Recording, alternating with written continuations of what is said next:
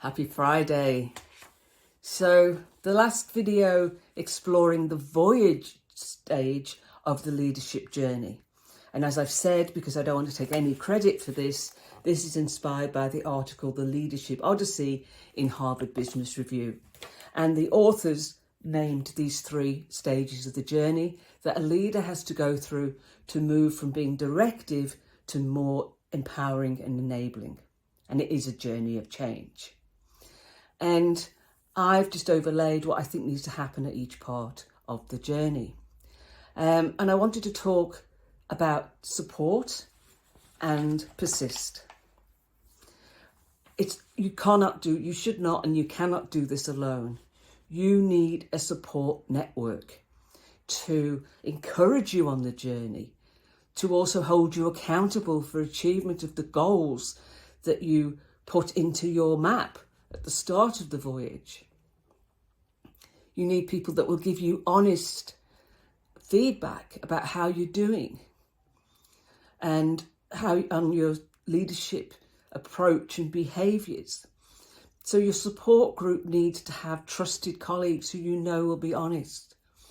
And as a leader, you need to make sure that you've created an environment of psychological safety where those people brave enough to give you the feedback know that that you're not going to react and argue with them. You're going to listen and accept what it is they have to say, and that you're going to act on that feedback. Because if you don't act on the feedback, then they're going to stop giving it to you.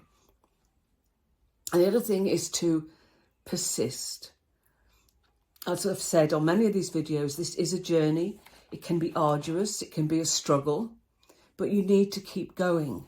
You need to get to that end goal that you've set for yourself.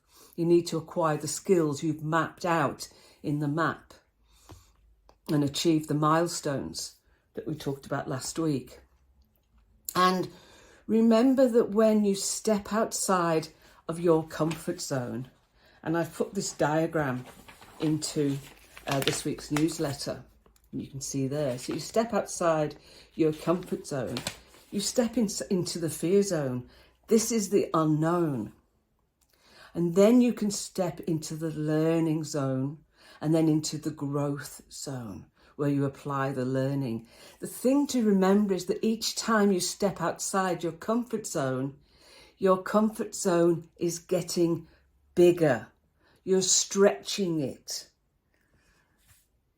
And that's a great thing to happen. I'll talk to you next week and we'll explore the return.